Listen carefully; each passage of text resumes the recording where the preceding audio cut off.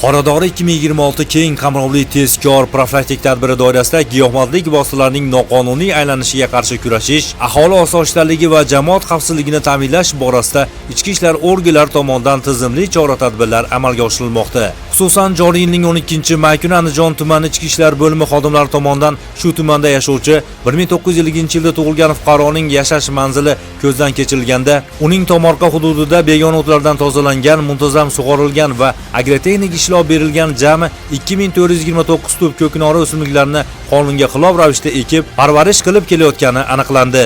Holat yuzasidan mazkur o'simliklar ashyoviy dalil sifatida hujjatlashtirilib, tegishli tartibda olib qo'yildi. Mazkur holat bo'yicha O'zbekiston Respublikasi Jinoyat kodeksining 270-moddasi 1-qismi bilan jinoyat ishi qo'zg'atilib, hozirda tergov harakatlari olib borilmoqda.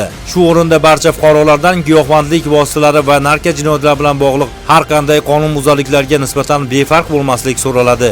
Atrofingizda shubhali holatlar kuzatilsa, zudlik bilan Stop Narkobot Telegram boti yoki ekranda ko'rsatilgan ishonch telefon raqamlari orqali murojaat qiling. Murojaat qiluvchining shaxsi sir saqlanishi kafolatlanadi. Andijon viloyatida Qoradori 2026 keng qamrovli tezkor profilaktik tadbiri doirasida giyohvandlik va narko jinoyatlariga qarshi ayovsiz kurash tadbirlari davom ettirilmoqda.